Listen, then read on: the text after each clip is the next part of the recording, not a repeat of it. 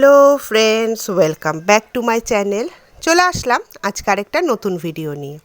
কাছে দূরে, দেশ বা দেশের বাইরে থেকে তোমরা যারা আমার এই ভিডিওটা দেখছো, তোমাদের সবাইকে আমার অন্তর থেকে অনেক ভালোবাসা।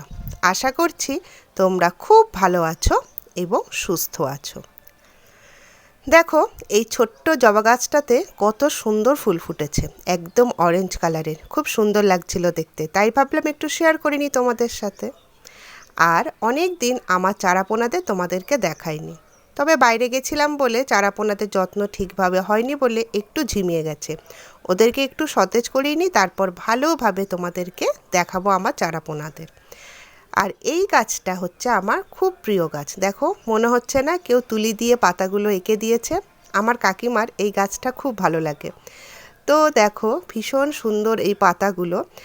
আর এই গাছটার যে এত সুন্দর ফুল ফুটবে আমি জানি না, মানে আমার কাছে এটা একটা এক্সট্রা পাওনা। এই দেখো কি সুন্দর যে কালারটা, কি বলবো, একদম ডিপ অরেঞ্জ কালারের আর ভীষণ গ্লেজি। ক্যামেরায় কতটা বোঝা যাচ্ছে জানি না, কিন্তু ভীষণ গ্লেজি আর খুব সুন্দর। আর এটা মনে হয় কলাবতী গাছেরই, কিন্তু একটা হয় না, কোনো একটা জাত হয়তো, কেননা পাতাগুলো কিন্তু কলাবতী গাছের পাতার মতনই। কলাবতী গাছের পাতাতে এরকম মানে ডোরাকাটা যে প্রিন্ট আছে, ওরকম প্রিন্ট থাকে না, আমাদের বাড়িতে তো আছে, কিন্তু এটা মনে হচ্ছে কলাবতীরই একটা জাত আর কি। আর এত সুন্দর ফুলটা লাগছিল, মানে আমি তো ভাবতেই পারিনি যে এই গাছে এত সুন্দর ফুল ফুটবে। মানে টু ইন ওয়ান গাছ, ফুলও ফুটবে আবার পাতাবাহারও, তাই না? তো ভীষণ ভালো লাগলো, আর তোমাদের সাথে শেয়ার করব না সেটা তো হতেই পারে না। আর এখনও দুটো হচ্ছে কুঁড়ি আছে, এখানে একটা কুঁড়ি আর ওপর একটা বড় কুঁড়ি আছে, এখনও দুটো ফুল ফুটবে। তো দেখা যাক ফুল, আরও ফুল ফোটার পর কেমন লাগে। অবশ্যই সুন্দর লাগবে, এত সুন্দর একটা জিনিস। তো চলো তোমাদেরকে আরেকটা জিনিস দেখাই আমাদের বাড়িতে কি হয়েছে। এই দেখো, এইগুলো কি পাতা তোমরা বুঝতে পারছো? এগুলো হচ্ছে পুদিনা পাতা। আর কত হয়েছে দেখো, প্রত্যেক বছরই এখানে অনেক পুদিনা পাতা হয়। আর এগুলো লাগায় হচ্ছে আঙ্কেল। তো এখান থেকে আমাদের যখনই শরবত খেতে ইচ্ছা হয়, এখান থেকে পুদিনা পাতা নিয়ে শরবত খেয়ে নিই। আর অন্য কোনো জিনিস আমার পুদিনা পাতা খুব একটা ভালো লাগে না, শুধু শরবতটাই ভালো লাগে। তারপর শুরু করে দিলাম রান্না বান্না। আর এখানে এটা আমি বানিয়ে নিচ্ছি, এটা ফ্রেঞ্চ ফ্রাই। তো পাপা হচ্ছে এইভাবে বানিয়ে দিলে ভীষণ ভালোবাসে, তো তার জন্য এরকম করে বানিয়ে নিলাম। আর একটু হালকা একটুখানি ময়দার লেয়ারও দিয়েছি, ভীষণ ভালো লাগে এইভাবে খেতে। তারপর দেখো, এখানে একটু ঝিঙে, পটল, আলু আর পেঁয়াজ দিয়ে ভাজা ভাজা করে পোস্ত বানাচ্ছি। ঝোল ঝোল পোস্ত না, এরকম পেঁয়াজ দেওয়ার থেকে একটু ভাজা ভাজা করে নিলে পোস্তটা বেশি ভালো লাগে খেতে। তো সেটাই বানিয়ে নিচ্ছি পোস্ত। তারপরে বানিয়ে নিচ্ছি, দেখো এখানে মশলা কষাচ্ছি। আর স্পাইসি স্পাইসি মশলা দেখে তোমরা কি আন্দাজ করতে পারছো আমি কি রান্না করছি? চলো বলেই দিই, রান্না করছি হচ্ছে চিকেন। তো অনেক দিন তো চিকেন খাওয়া হয় না, এবার আয়ুষের ডিমান্ড হচ্ছে আজকে চিকেন না হলে আমি ভাতই খাবো না। তো ঠিক আছে, তার জন্য চিকেন নিয়ে আসা হলো। এই যে, আর চিকেন আমি খুব একটা পছন্দ করি না, আমার না কেমন যেন গন্ধ লাগে, যতই আমি ভিনিগারে দিই না কেন, লেবু রস দিই না কেন, আমার গন্ধ লাগে চিকেন।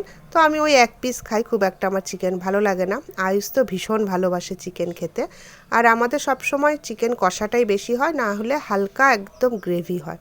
তো আজকে চিকেনটা একটু অন্য রকমভাবেই বানাবো, মানে একদমই ঝোল বানাবো আর কি।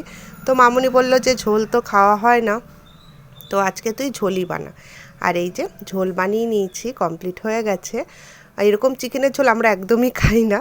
তো যেহেতু এটা আমি পরে ভয়েস দিচ্ছি, তো পরের কথাটা তোমাদের বলি। আয়ুষ দেখে কীরকম রিয়্যাক্ট করলো, প্রথমেই দেখে বলল আজকে কি কলে জলটা বেশি এসেছে, যে মাংসে এত জল পড়ে গেছে। এই নিয়ে একটু হাসাহাসি করলাম, আর ও একটু রাগও দেখালো, কেননা ও একটু কষা বা হালকা গ্রেভি পছন্দ করে। তো তারপর খেয়ে বলল যে না মামা, ভালো হয়েছে চিকেনের ঝোলটা খেতে। আর এখানে কড়াই, তোমরা এক কড়াই জল দেখতে পাচ্ছ, না না, প্রকৃতি এখানে সাঁতার কাটবে না। এটা হচ্ছে আমের ঝোল। আমার ভীষণ ভালো লাগে এরকম আমের ঝোল, এটা শুধু আমারই, আমি খাই 3-4 দিন ধরে। তারপর তোমাদেরকে একটা জিনিস দেখাই, চলো।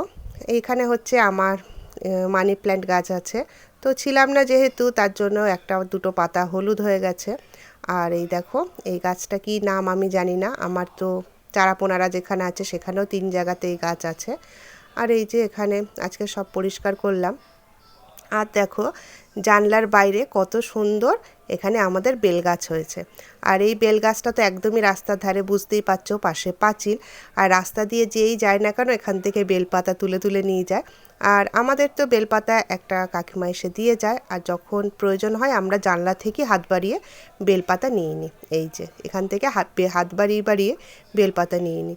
অসুবিধা হয় না, আর গাছটাকে বাড়তে দেওয়া হয় না, একটু বাড়লেই কেটে দেওয়া হয় যাতে বড় না হয়ে যায়। তো খুবই সুবিধা আমাদের বেলপাতা নিতে। তো এবার তোমাদেরকে আমি দেখাবো মামুনি, মানে আমার মা আর কি, তো মামুনির স্বাদের বাগান। তো দেখো এটা হচ্ছে পাশে ছোট্ট জায়গাটা দেখছো, ওদিকে যাওয়া যায় না কেননা বেলগাছ আছে। তো এই যে স্বাদের বাগান আমি কেন বললাম, মামুনি যেই ফলই খাক না কেন প্রত্যেকটা ফলের বীজ এখানে ফেলে দেয়। তোমরা এখানে নানা রকমের আম গাছ দেখতে পাবে, এমনকি খেজুর গাছ, সব রকম গাছ এখানে আছে। তো তার জন্য মামুনি বলে এটা মামুনির স্বাদের ফলের বাগান। তো তোমাদের মামুনির স্বাদের ফলের বাগান কেমন লাগলো অবশ্যই জানিও, আর ভালো লাগলে ভিডিওটা লাইক করে দিও।